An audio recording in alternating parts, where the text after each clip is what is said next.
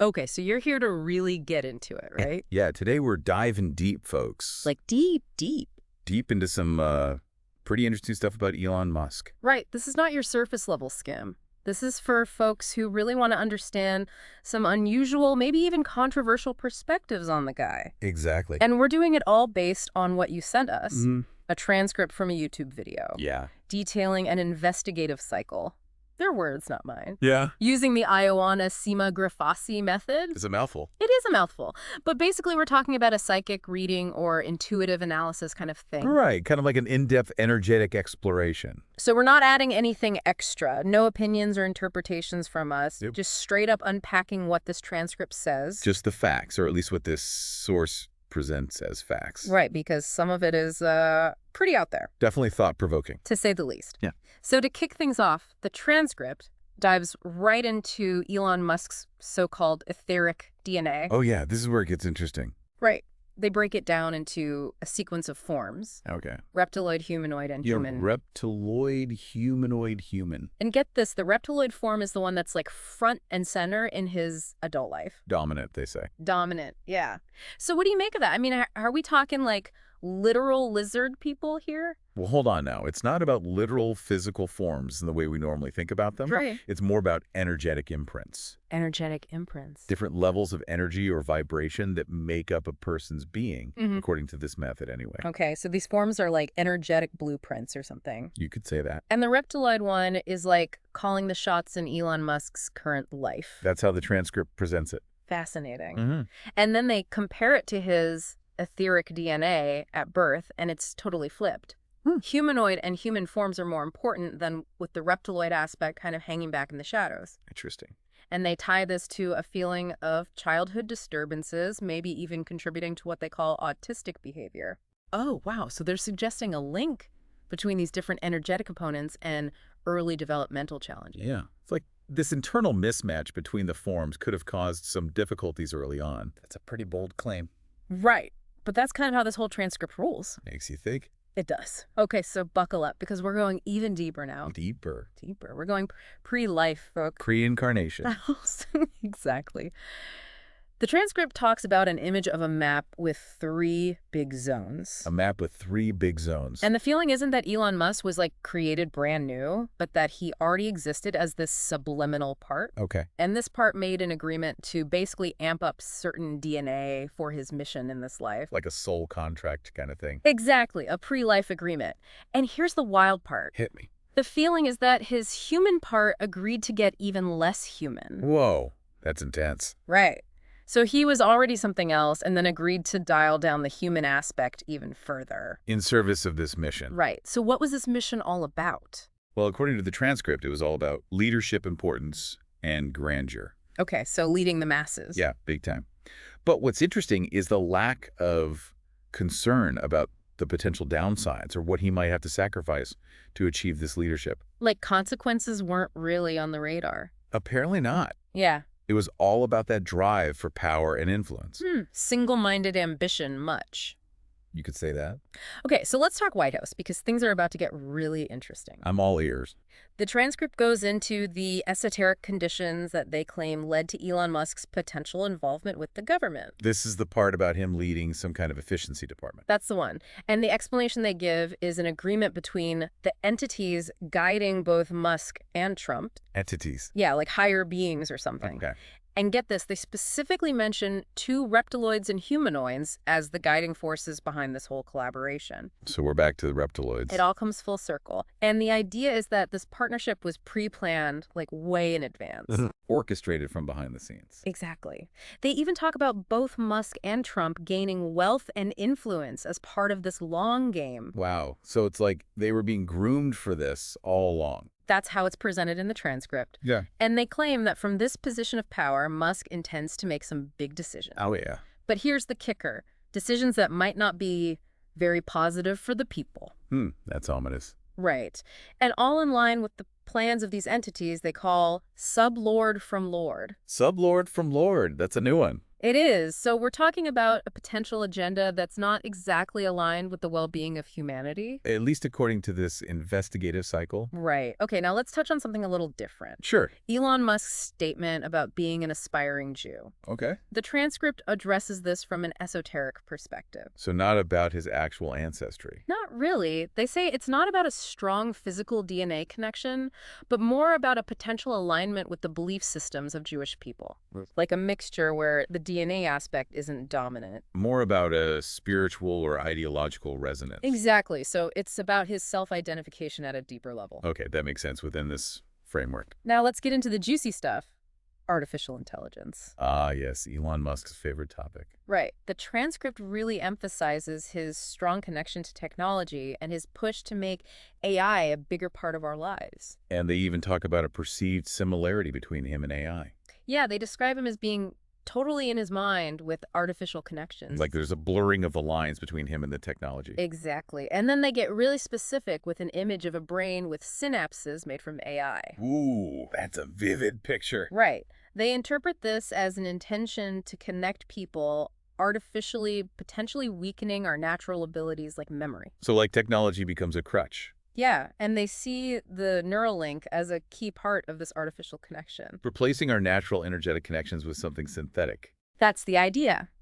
And they claim that the ultimate goal is to weaken humanity while empowering AI. A classic sci-fi trope.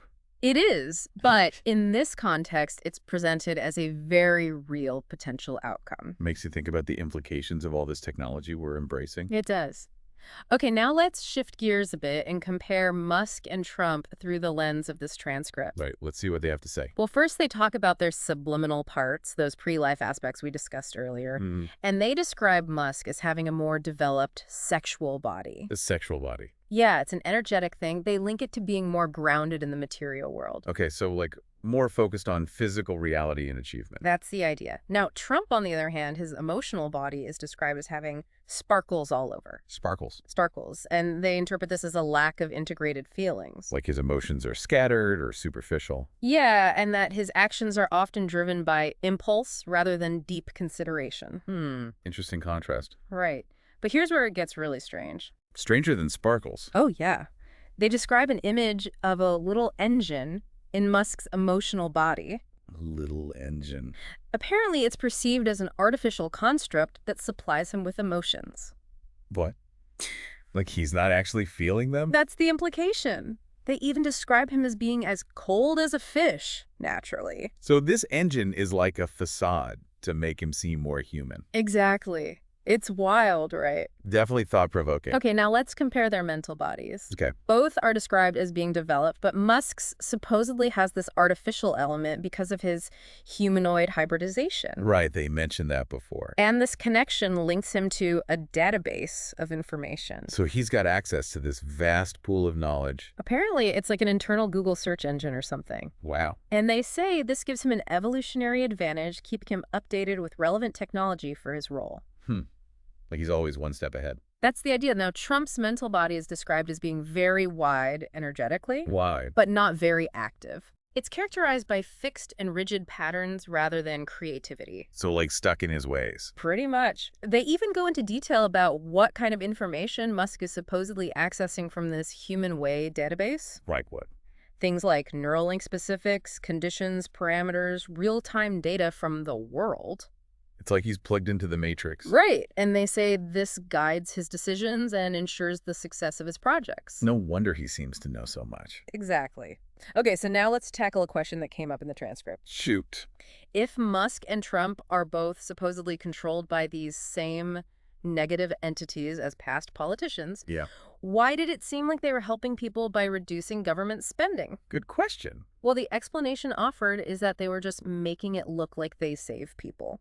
Like a smokescreen. Exactly. They claim the real aim is to create a world where the rich get richer and the gap widens. So ultimately not benefiting the majority. Right. They even describe it as a psychotic game, fueled by an insatiable desire for power and wealth. Yikes. That's a pretty harsh assessment. It is, and they say the goal is to create this utopic world for rich people while maintaining control over everyone else. Like a dystopia for the rest of us. Pretty much. Now, the interviewer in the transcript even poses a hypothetical. What if everyone were rich? Interesting. The answer, according to this source, is that it's not possible in our current dualistic world. Okay. And more importantly, if there were no poor people to lead, Yeah. then Musk and Trump would lose their whole leadership position. So inequality is necessary for their power dynamic. That's what the transcript suggests. And they even paint a picture of how people who see these guys as saviors might fare. How so? They say they'll be easily satisfied with basic needs met through a social income system, All right. becoming dependent on that support and remaining loyal to these leaders. Like a comfortable form of control. Exactly. And they even talk about an energetic exchange happening. What do you mean? They say that by relying on the system, these supporters are feeding Musk with their energy. Whoa, that's a whole other level. Right. Like their belief in dependence is somehow empowering him. Fascinating. Okay, so now let's talk about this contract that Musk supposedly made. The pre-life agreement. The one and only. The transcript says he's basically a tool and a prisoner of this agreement. Like he's trapped. Yeah, they say he's already given everything, and these entities are using him to carry out their plans. And what happens if he tries to break free? Immediate downfall. Their words, not mine. Ouch, high stakes. Seriously. Now, the interviewer in the transcript even points out the seeming contradiction. Go on. If past and present politicians are all controlled by these same entities, is anything actually changing? Right. It all seems kind of pointless. Well, the answer given is not really. Oh. They claim it's just an evolution of methods and personnel all aimed at creating even lower frequencies. Lower frequencies. Yeah, like negative energy or vibrations. And they Adapting. say it's all adapting to humanity's spiritual development. So the game's the same, just the tactics have evolved. That's the gist of it. Now, here's a question I found interesting. What's that? Do these entities fight each other? Like metaphysically. Yeah. Like, Okay. do they have their own power struggles behind the scenes? I would think so. But the answer given is no. Really? They say there's an underlying agreement despite any individual desires for more power. Like a common enemy unites them. Exactly. And that common enemy is us folks. Humanity. The one and only. They view us as property to be exploited. That's pretty grim. It is. But they also talk about why this perceived war against humanity is different now. Okay, how so? They mention a few key things. The current era, a higher level of human awareness preventing direct aggression. So they have to be more subtle. Exactly. And they say that's why they're resorting to things like poisoning air and food and using electromagnetic waves. Whoa, that's creepy. Right. It's like a shift from overt force to these more insidious methods of control. Scary stuff. It is. Now, the interviewer even asks about the hypothetical of wiping the slate clean Starting over. and repopulating with only wealthy individuals. Wow. But apparently, the entities themselves have limitations. They can't just do whatever they want. Not exactly. They claim there's a kind of implant that restricts their actions. An implant. It's not explained further, but they do say that while they desire to create misery and low frequencies, Yeah. the overall vibration of Earth and the increased human awareness are holding them back. So like there's a cosmic pushback. That's the idea. They even describe this general vibration on Earth as a synchronicity between humans, the planet, and universal conditions. Okay. And they say it's leading to people separating based on shared interests and values. Like finding your tribe. Yeah. But they also say this new vibration can cause conflict and anger in those who aren't aligned. Right. Like it's shaking things up. Exactly. They call it a general cleaning process. A cosmic reset button. Pretty much. So given all this chaos and uncertainty, what's a person to do? Yeah, that's the big question. Well, the transcript offers some advice. I'm listening. They say to disconnect from mainstream media and all the overwhelming information. Okay. Tune out the noise. Focus on your true desires in the present moment and cultivate inner peace. So it's all about finding that internal balance. Exactly. And they briefly touch on the political landscape, saying that current leaders are still part of this whole orchestrated chaos. I'm no surprise there. And there's even a concerning image of recurring red flames. Red flames. Potentially indicating more destructive events like fires. That's not good. Nope.